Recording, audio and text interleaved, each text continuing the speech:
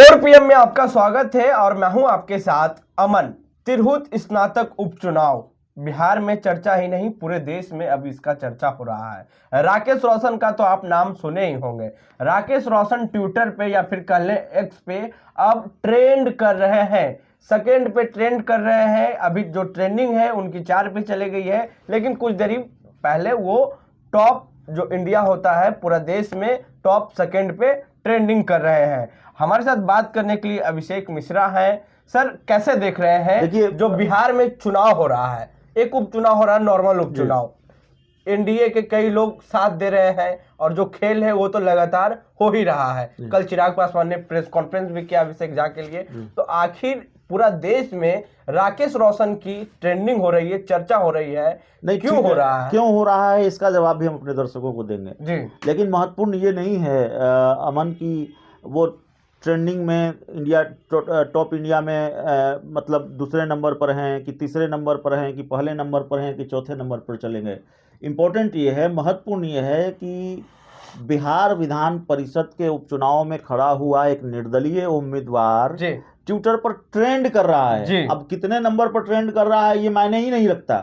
विधान परिषद का उपचुनाव, निर्दलीय उम्मीदवार जिसको आमतौर पर बहुत लोग हल्के में लेते हैं और हल्के में लिया जाता है निर्दलीय उम्मीदवारों को, उपचुनाव कोई भी हो, और विधान परिषद का उपचुनाव जो बिल्कुल माना जाता है कि बहुत मैनेजमेंट का चुनाव होता है, बहुत साख वाले लोग इसमें भारी पड़ते हैं, सत्ताधारी पार्टियों के लोग बहुत भारी पड़ते हैं। सत्ताधारी पार्टी का, खासकर सत्ताधारी पार्टी की सीट अगर है, जेडीयू के एमएलसी थे देवेश चंद्र ठाकुर, वो सांसद बन गए, तो ये सिटिंग सीट है, जेडीयू की सिटिंग सीट है, और वहां कोई निर्दलीय उम्मीदवार इस चुनाव को लेकर ट्रेंड कर रहा हो देश भर में एक्स पर, तो ये अपने आप में बहुत चिंता की बात है जेडीयू के लिए। पूरे देश में परचम लहरा रहे हैं राकेश रोशन। नहीं, परचम लहरा रहा है कि नहीं लहरा रहा है, परचम तो तब लहराएगा वो जब उनके पक्ष में रिजल्ट आएगा। क्या होगा नहीं होगा वो ठीक है, लेकिन ट्रेंड करना ही अपने आप में बड़ा महत्वपूर्ण हो जाता है। ट्रेंड करना ही अपने आप में इस बात का संकेत है कि किस तरह की तैयारी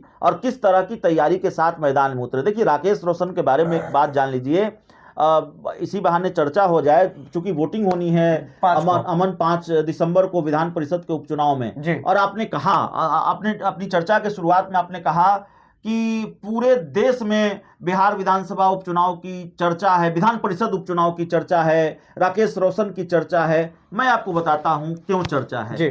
देखिए, यहां साख दाव पर लगी हुई है नीतीश कुमार की, जैसे बेलागंज में लगी हुई थी, जैसे बिहार के उपचुनाव में लगी हुई थी। तो अभी विधान परिषद के उपचुनाव में चुनौती बाकी है नीतीश कुमार के लिए। विधानसभा चुनाव 2025 से पहले एक आखिरी इम्तिहान बाकी है, विधान परिषद का चुनाव। जेडीयू ने अभिषेक झा को उम्मीदवार बनाया है। अब अभिषेक झा पर भारी पड़ते दिख रहे हैं, या कई बार, या यूं कहें अगर भारी पड़ते नहीं दिख रहे हैं तो बिल्कुल टक्कर की लड़ाई दिख रही है, 2020 का मुकाबला दिख रहा है। अभिषेक झा को शायद ये अंदाजा नहीं रहा होगा कि एक निर्दलीय उम्मीदवार इतना भारी पड़ जाएगा, निर्दलीय उम्मीदवार इतनी मुश्किल बढ़ा देगा। लेकिन अकेले राकेश रोशन की ताकत नहीं है। राकेश रोशन की ताकत यह है कि वो उस इलाके के बड़े प्रभावशाली नेता बृजनाथी सिंह के सुपुत्र हैं। लंबे वक्त तक लोक जनशक्ति पार्टी में उन्होंने काम किया है। लोजपा रामविलास के वो प्रदेश उपाध्यक्ष रहे हैं और बहुत माहिर माने जाते हैं। तकनीकी रूप से भी बड़े समृद्ध माने जाते हैं, तकनीकी रूप से भी बहुत माहिर माने जाते हैं। इसलिए वो शायद अभिषेक झा पर भारी पड़ रहे हैं। लेकिन खेल दूसरा भी है, पर्दे के पीछे कई लोग लगे हुए हैं, पर्दे के पीछे कई ताकतवर खिलाड़ी लगे हुए हैं। बहुत जिम्मेवारी के साथ मैं कह रहा हूं, बिना किसी हिचक के कह रहा हूं कि पर्दे के पीछे बहुत ताकतवर खिलाड़ी लगे हुए हैं। एनडीए के कई दिग्गजों का साथ राकेश रोशन को मिल रहा है। कल चिराग पासवान ने कहा, प्रेस कॉन्फ्रेंस अभिषेक झा को बिठाकर किया और कहा कि भाई हमारा समर्थन तो अभिषेक झा को है, हमारी पार्टी, हमारे कार्यकर्ताओं का समर्थन अभिषेक झा को है। चिराग पासवान का समर्थन अभिषेक झा को हो सकता है, लेकिन लोक जनशक्ति पार्टी रामविलास के कार्यकर्ताओं के बारे में अगर चिराग पासवान ये दावा कर रहे हैं कि हमारा समर्थन या हमारे कार्यकर्ताओं का समर्थन अभिषेक झा को है, मुझे नहीं लगता कार्यकर्ताओं का समर्थन अभिषेक झा को है। क्योंकि लोक जनशक्ति पार्टी रामविलास के जो कार्यकर्ता हैं, चिराग पासवान की जो स्थानीय इकाई है, देखिए कई लोकसभा क्षेत्र हैं, शिवहर लोकसभा क्षेत्र है, आपको वैशाली लोकसभा क्षेत्र है, हाजीपुर लोकसभा क्षेत्र है, सीतामढ़ी लोकसभा क्षेत्र है, तिरहुत में तो इन लोकसभा क्षेत्रों की जो स्थानीय इकाई हैं लोक जनशक्ति पार्टी रामविलास की, वो लगी हुई है राकेश रोशन के साथ, लेकिन वो लगी हुई है इसलिए भारी नहीं पड़ रहे हैं। सिर्फ वो लगी, मामला ये है कि राकेश रोशन ने एक मुद्दा बनाया, बाहरी बनाम स्थानीय का मुद्दा बनाया। आपने देखा कि बक्सर के लोकसभा चुनाव में बाहरी बनाम स्थानीय का मुद्दा जब बना तो किस तरह से नुकसान हो गया मिथिलेश तिवारी को, उनको बाहरी उम्मीदवार बनाया गया, बताया गया। भारतीय जनता पार्टी पूरी ताकत लगाकर भी वो सीट नहीं निकाल सकी, वो बीजेपी की सिटिंग सीट थी। तो बाहरी बनाम स्थानीय का जो मुद्दा हो जाता है, राकेश रोशन इस बात को बहुत पुख्ता तौर पर बहुत मुखर होकर उठा रहे हैं कि भाई देखिए, यहाँ तो जेडीयू और आरजेडी का सीट, आरजेडी की मैच फिक्सिंग होती है, दोनों आपस में सेटिंग कर लेते हैं और हर बार जेडीयू जीतती है, देवेश चंद्र ठाकुर जीत जाते हैं, डमी कैंडिडेट उतरवा देते हैं और इतने सालों से वो विधान परिषद का चुनाव जीतते रहे हैं। तो वो क्या कर रहे हैं?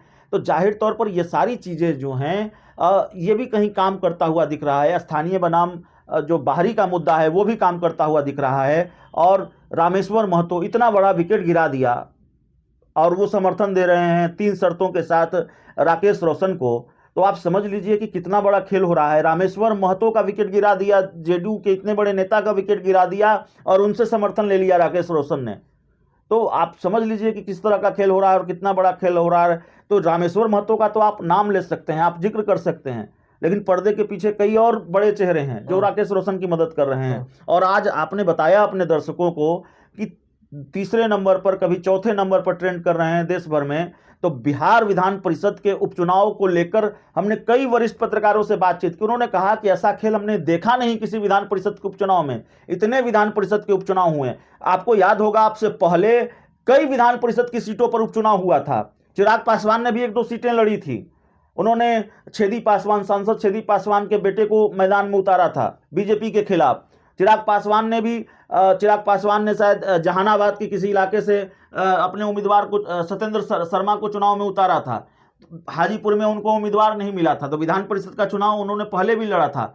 लेकिन इतना बड़ा खेल आप बताइए, आपने किसी विधान परिषद के चुनाव में देखा है? और अब देखिए कौन सा विधान परिषद का उम्मीदवार, उपचुनाव का निर्दलीय उम्मीदवार, बिहार में विधान परिषद का उपचुनाव है, उसमें कोई निर्दलीय उम्मीदवार खड़ा है और वो ट्विटर पर ट्रेंड कर रहा है। ऐसा पहले आपने कोई दूसरा उदाहरण देखा हो तो बताइए। मैंने नहीं देखा है।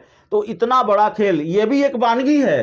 ट्विटर पर अगर राकेश रोशन ट्रेंड कर रहे हैं तो यह भी एक वानगी है कि कितना बड़ा खेल, और यह भी एक वानगी है इस बात की कि कितनी बड़ी मुसीबत है राकेश रोशन अभिषेक झा के लिए। ऐसे ही नहीं अभिषेक झा को बुलाकर बिठाकर प्रेस कॉन्फ्रेंस करनी पड़ी, ऐसे ही नहीं अभिषेक झा को चिराग पासवान के दरवाजे पर दस्तक देनी पड़ी, उनका दरवाजा खटखटाना पड़ा, उनसे मदद का ऐलान करवाना पड़ा कि भाई हम अभिषेक झा की मदद कर रहे हैं। ये सारी चीजें बताती हैं कि परेशानी कितनी बड़ी हुई है जेडीयू की, मुसीबत कितनी बड़ी हुई है जेडीयू की। जी शुक्रिया अभिषेक जी। तो हम चर्चा कर रहे थे कि राकेश रोशन अब पूरा देश में चर्चा का विषय बन चुके हैं, ट्विटर एक्स पे ट्रेंड कर रहे हैं। एक आम उपचुनाव, स्नातक की जो उपचुनाव होनी है 5 तारीख को, उसकी चर्चा अब देश में होने लगी है। हम लोकसभा की बात कर लें तो एकमात्र ऐसे नेता थे पप्पू यादव जिनकी पूरा देश में चर्चा हो रहा है। अगर उसके बाद हम बात कर लें तो वो राकेश रोशन की जो चर्चा है वो अब पूरा देश में हो रहा है। बहरहाल 5 तारीख को वोटिंग होनी है और 9 को रिजल्ट आएगा। किसकी ताजपोशी होगी ये तो 9 को पता चलेगा, लेकिन अभी जो देश में ट्रेंड कर रहे हैं वो राकेश रोशन है। प्रतिक्रिया दे नीचे कमेंट बॉक्स में, फेसबुक पे देख रहे वीडियो को शेयर कर ले, यूट्यूब पे देख रहे हमारे चैनल को सब्सक्राइब कर लें। बहुत बहुत धन्यवाद।